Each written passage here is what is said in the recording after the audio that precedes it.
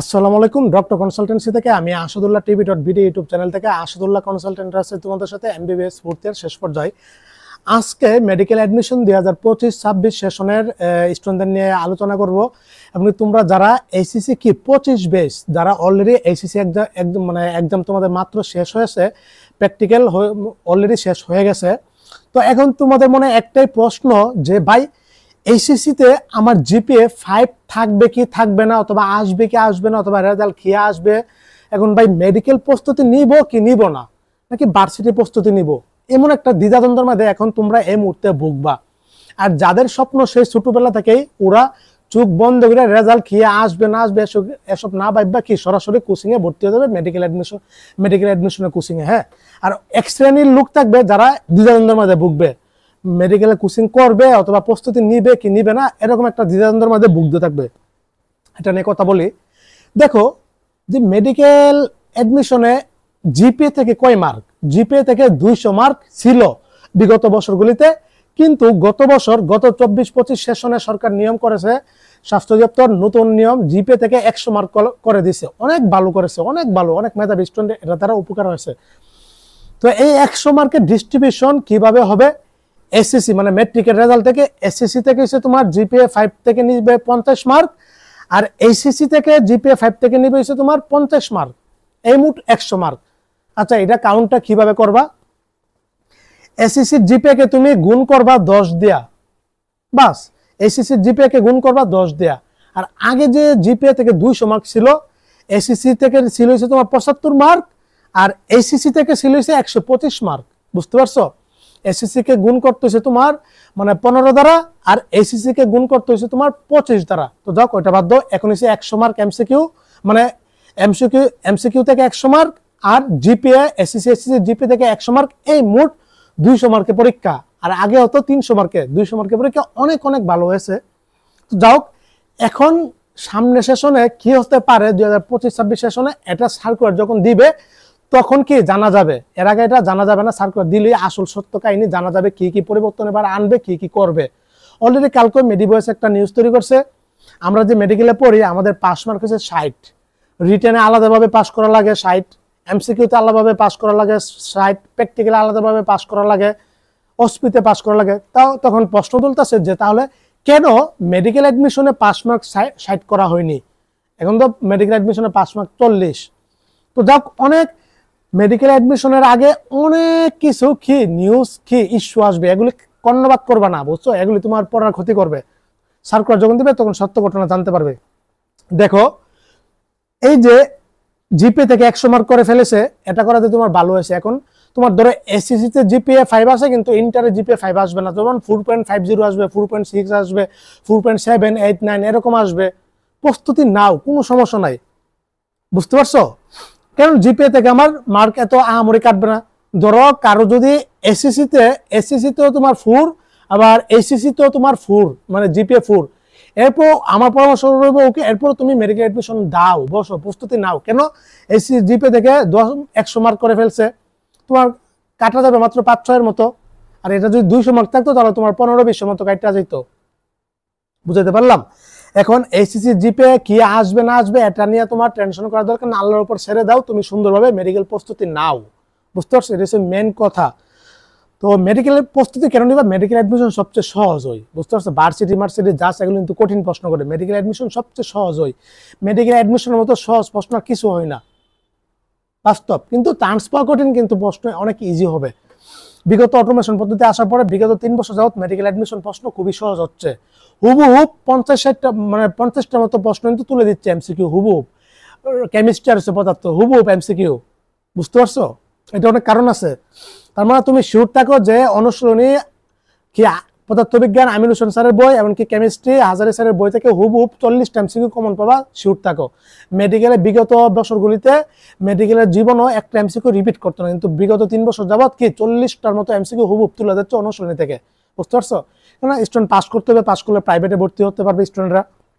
তো যাও, তো বিষয়টা হলো যে এই 100-200 মার্কে মেডিকেল অ্যাডমিশন হবে। এখন বিষয়টা হলো যে তোমার অনেকের দেখবে যে জিপিএ এসএসসি তো জিপিএ 5 নাই, এসএসসি তো জিপিএ 5 নাই, কিন্তু এই বান্দে মেডিকেল অ্যাডমিশনে ঠিক ওই চান্স পাচ্ছে, মেডিকেলে চান্স পাচ্ছে, বুঝছো, এরকম আগ্রহ পরিশ্রম থাকে। আমার দেখা মতো এবার আমার এক স্টুডেন্ট, ও এসএসসি তো জিপিএ 5 নাই, এসএসসি তো জিপিএ 5 নাই, মানে ও জিপিএ থেকে কাটা গেছে 15 মার্কের মতো। কিন্তু এবার বুঝো 15 মার্ক শুধু জিপিএ থেকে কাটা গেছে, আবার সে সেকেন্ড টাইমার হিসেবে 3 মার্ক কাটা গেছে। আগে সেকেন্ড টাইমার দিয়ে 5 মার্ক কাটতো, এখন 3 মার্ক। তো ওর থেকে কত মার্ক কাটা যাওয়ার পরেও ও মেডিকেল অ্যাডমিশনে কত তুলেছে জানো? 81.25, যেটাতে ডিএমসি ঢাকা মেডিকেল কলেজে চান্স পাওয়ার কথা, সেখানে ও বাংলাদেশে কোনো মেডিকেল কলেজে চান্স পায়নি। কিন্তু আলহামদুলিল্লাহ কোনো সমস্যা নাই, কিন্তু মেডিকেলিয়ান হয়ে গেছে, মেডিকেলে পড়ার সুযোগ পেয়েছে। হ্যাঁ, প্রাইভেট মেডিকেল কলেজ আছে, মেধা অসচ্ছল কোটা আছে, সেখানে ভালো একটা রেজাল্ট থাকলে, ভালো পজিশন থাকলে, 5 থেকে 8-10 হাজার সিরিয়ালের মধ্যে থাকলে, তখন মেধা অসচ্ছল কোটা আবেদন করলে, সব কাগজপত্র ঠিকঠাক থাকলে তখন প্রাইভেটে, সরকারি খরচে প্রাইভেটে ফ্রিতে পড়ার সুযোগ আছে। এসব কিন্তু অনেকেই জানে না। আমার ভিডিও দেখে জানছে এরকম ভাবে আমার প্রায় 200-র মতো স্টুডেন্ট এবার চান্স পেয়েছে 300 জন থেকে, বুঝতে পারছো? তো যাই হোক, তো বিষয়টা হলো যে জিপিএ থেকে যেহেতু কম মার্ক, এটা নিয়ে প্যারা খাওয়ার কোনো কারণ নাই, ঠিক হয়ে যাবে, বুঝতে পারছো? এটা প্রস্তুতি নাও, মেডিকেল অ্যাডমিশন প্রস্তুতি নিয়ে তোমার কি হয়ে যাবে। যেমন মেডিকেল স্বপ্নটা পূরণ করার জন্য মেডিকেল হয়ে গেল 1, ডেন্টাল হয়ে গেল 2, আর্ম ফোর্স মেডিকেল কলেজ হয়ে গেল 3, আর্মি মেডিকেল কলেজ হয়ে গেল 4টা মেডিকেল, প্রাইভেট মেডিকেল কলেজে পড়ার সুযোগ হয়ে গেল 5টা। একটা মেডিকেল অ্যাডমিশনে কোচিং তুমি করতেছো, তার মানে 5 ভাবে তুমি ডাক্তার সুযোগ পাচ্ছ। আর মেডিকেল অ্যাডমিশন অনেক ইজি, অনেক সহজ, বুঝতে পারছো প্রশ্ন? তারপরে আরেকটা যে প্রশ্ন, যে ভাই অফলাইনে কোচিং করব নাকি অনলাইনে কোচিং করব? কোনোটাই কোচিং করা দরকার নাই। অলরেডি যারা সেকেন্ড টাইমার ওরা কিন্তু কোনো কোচিং টোচিং করবে না।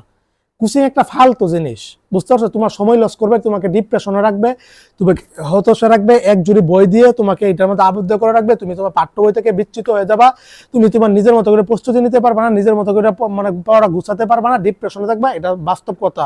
তুমি তুমি কোচিং না করো, তুমি যদি কোচিং না করতে এরপরে তুমি যে রেজাল্টটা করতে, এর চেয়ে 1000 গুণ ভালো রেজাল্ট করতা, বাস্তব কথা। যারা কোচিং করছে জিজ্ঞাসা করে দিও।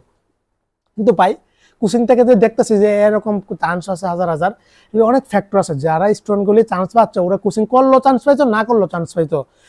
অফলাইন কোচিং এত গুরুত্বপূর্ণ না।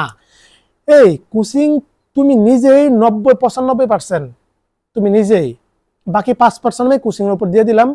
প্রতিযোগিতার মনোভাব তৈরি হয় কোচিং এ থাকলে, বুঝতে পারছো? একটা বলতে ওই অ্যাডমিশন এক্সামগুলিতে উপকার হয়। তাছাড়া এখানে তুমি 2 বছর এসএসসি পরে আসছো, এই পরে তো এখানে কোনো সৃজনশীল লেখা লাগবে না, তুমি এখন নিজের মতো করে প্রস্তুতি নিয়ে এনাফ, যথেষ্ট। এই যে পদার্থ সবগুলি এমসিকিউ হুবহুব তুলে দিয়েছে অনুশীলনী থেকে, এটা পড়াবার কোনো, অথবা কেউ পরে দেওয়ার কোনো মানে আসে? কেমিস্ট্রি ধরে দিয়েছে হুবহুব এমসিকিউ থেকে, 2টা সাবজেক্ট হয়ে গেল, হুবহুব অনুশীলনী এমসিকিউ দিয়ে দিতে। এগুলি বোঝানো পড়ানো কোনো কিছু নাই, বুঝতে পারছো? এখানে এমসিকিউ আসবে, একদম সাধারণভাবে প্রশ্ন আসবে, তোমার কাছে উত্তর জানতে যাবে, তোমাকে প্রশ্ন দিয়ে দিবে, উত্তরও দিয়ে দিবে, তুমি জাস্ট শুধু ভরাট করবা, বাস। এর চেয়ে সহজ প্রশ্ন আর কোনো কিছু অ্যাডমিশন আর কোনো কিছু হতে পারে না, বুঝতে পারছো? আরেকটা বিষয়, হ্যাঁ, অফলাইনে কোচিং একটা মনের আবেগ থাকে, টান থাকে, আগ্রহ থাকে। ফার্স্ট টাইমার যারা ওরা করবে, 2025 ব্যাচ যারা, 2024 ব্যাচ যারা, ওরা কিন্তু করবে না, বুঝতে পারছো? তো এটা তোমার ইচ্ছা, তুমি করো, সমস্যা নাই, এটা তোমার ব্যক্তিগত। আর অনলাইন কোচিং এটা তো একদম ফালতু। অনলাইনের পড়া অনলাইনে থাকবে, অনলাইনে থাকবে অনেক গ্রুপ টাপাবাস, তোমাদের সিনিয়র ভাইয়া, আপু ভাইয়া, এরা এসব রয়েছে বিজনেস, বুঝতে পারছো? অনলাইনে পড়া অনলাইনে থাকবে, অনলাইনে পড়ে কেউ আজ পর্যন্ত চান্স পায়নি। আর যারা দেখতেছো চান্স পাচ্ছে, ভাই ওর কোর্স থেকে এতজন ওর করছে, বিষয়টা কি? যা দেখো যে এই যে পোলাটা ছেলেটা যারা মেডিকেল চান্স আছে, ও অনলাইন কোর্সে ভর্তি হচ্ছে, যা দেখো যে ও অফলাইনে আরো 3টা কোচিং এ ভর্তি আছে। ওরা যদি কোনো অনলাইন অফলাইন কোনো কোচিংও যদি ভর্তি না হতো, যারা চান্স পায় ওরা অটোমেটিক্যালি এমনি চান্স পায়, বুঝতে পারছো? আমাদের সেশনে এসএসসি 19-20-এর যে মেয়েটা দ্বিতীয় আছে পুরো বাংলাদেশে, কোনো কোচিং করেনি, অনলাইন অফলাইন কোনো কোচিংই করেনি, নিজের মতো করে প্রস্তুতি করে বাংলাদেশের জাতীয় মেয়েদের 2য়তম অর্জন করেছে, বুঝতে পারছো? এরকম কিন্তু অনেক স্টুডেন্টের কোচিং টোচিং ছাড়া কিন্তু চান্স পা। মেডিকেল অ্যাডমিশন নিজের মতো করে পড়াটা গুছায়। আর আমি বই নিয়ে তো আরেকটা ভিডিও তৈরি করছি, কন্টেন্ট নিয়ে, কোন কোন বই পড়তে হবে, কোন কোন গাইড পড়তে হবে, কোন কোন প্রশ্ন ব্যাংক, মডেল টেস্ট, এমনকি কোন কোন তোমার এই ইয়াগুলি পড়তে হবে, এগুলি ওইটা পড়লে এনাফ। পাঠ্য বইয়ের উপরে আর কোনো কিছু নাই, বুঝতে পারছো? তারপরে হ্যাঁ, এক্সাম বেসে ভর্তি হবা কিনা? অবশ্যই এক্সাম বেস অনেক উপকার দিবে। তুমি তোমার 2টা কাজ, এক বারবার রিভিশন দেওয়া, প্র্যাকটিস করা, বারবার রিভিশন দেওয়া, আর এসে এমসিকিউ প্র্যাকটিস করা, 2টা কাজ করো, বাস এনাফ, তোমার চান্স হয়ে যাবে ইনশাল্লাহ। এক্সাম বেসে ভর্তি হতে পারো, এক্সাম বেসে ভর্তি হলে যত বেশি এক্সাম দিবা তত তোমার জন্য ভালো কনফিডেন্স পাবা, ভুলগুলি ধরতে পারবা, এমনকি তুমি একটা মোটামুটি আইডিয়া পাবা। এক্সাম বেস আমি সাপোর্ট করি। আর অনলাইন অফলাইন কোচিং টোচিং এগুলি ফালতু জিনিস, বুঝতে পারছো? এগুলি সময় নষ্ট, টাকা নষ্ট, কষ্ট মেহনত, কাজের কাজ কিছু হবে না, তোমার লাখ লাখ টাকা খরচ দেবে কিন্তু কাজের কাজ কিছু হবে না, বাস্তব কথা। তার না হলে আমার কথা রাখে তুমি ভিডিওটা সেভ করে রাখো, মেডিকেল অ্যাডমিশনের পরের দিন আমার সাথে মানে অ্যাডমিশন দিয়ে দেখা করো। তো এই ছিল কোচিং নিয়ে, জিপিএ নিয়ে, আর হচ্ছে এক্সাম বেস নিয়ে। এক্সাম বেসে ভর্তি এটা সবচেয়ে ভালো, সমস্যা নাই। আমি MBBS first year, second year, third year পর্যন্ত এক্সাম বেস চালু করছি। আলহামদুলিল্লাহ আমার কোর্স থেকে অজস্র স্টুডেন্ট চান্স পাইতো, ওরা কেউ কোচিং করতো না, ওরা বেশিরভাগ সেকেন্ড টাইমার ছিল। আলহামদুলিল্লাহ প্রায় 100 জনের মতো চান্স হয়েছে। আমার এই 3টা বেস আনছিলাম, first year, second year, third year, বুঝতে পারছো? ফার্স্ট প্রভাব, সেকেন্ড প্রভাব আমি অ্যাডমিশন নিয়ে কাজ করছিলাম। এখন হয়তো পড়ার চাপে আছি, তো এগুলি নিয়ে আর কাজ করার সুযোগ পাই না। তারপরে এবার যদি ভালো রেসপন্স পাই তাহলে আমি একটা এক্সাম বেস আনার চেষ্টা করব। আর সবচেয়ে মজার বিষয় হলো আমার ওই এক্সাম বেস হুবহুব মেডিকেল অ্যাডমিশনের প্যাটার্ন, এমনকি হুবহুব প্রায় আমি দেখলাম যে প্রায় 30টা মতো এমসিকিউ আমার এক্সাম যে ইয়াগুলো তৈরি করতাম এক্সামগুলো এখান থেকে হুবহুব মানে মানে কমন পড়ছে। তো আমার এক্সাম বেস অনেক ভালো, বুঝতে পারছি? এটা স্টুডেন্ট আমার এক্সাম বেসগুলোতে প্রচুর স্টুডেন্ট ভর্তি হতো, হাজার হাজার স্টুডেন্ট ভর্তি হতো। MBBS first year, second year, third year আমি একটু পরিশ্রম করছিলাম, কি অ্যাডমিশন নিয়ে কাজ করছিলাম। ফোর্থ ইয়ার ওঠার পরে আর এসব আর সময় টমে পাইনি। তো সমস্যা নেই, এবারও ভালো রেসপন্স পাইলে আনতে পারি যদি ভালো রেসপন্স হয় স্টুডেন্টদের। তো যাই হোক, এই ছিল। এভাবে তুমি তোমার নিজের মতো করে প্রস্তুতি গুছাও, আর এইচএসসি রেজাল্টটা আল্লাহর উপর ছেড়ে দাও, ভালো কিছু হবে ইনশাল্লাহ, সমস্যা নাই। আর যেহেতু জিপিএ মার্ক দিক দিয়ে 100, আহামরি 5 না আসলো তোমার আহামরি মার্ক কাটা যাবে না। এই ছিল। সবাই ভালো থেকো, সুস্থ থেকো, সবার জন্য শুভকামনা রইল। আসসালামু আলাইকুম ওয়া রাহমাতুল্লাহি ওয়া বারাকাতুহু।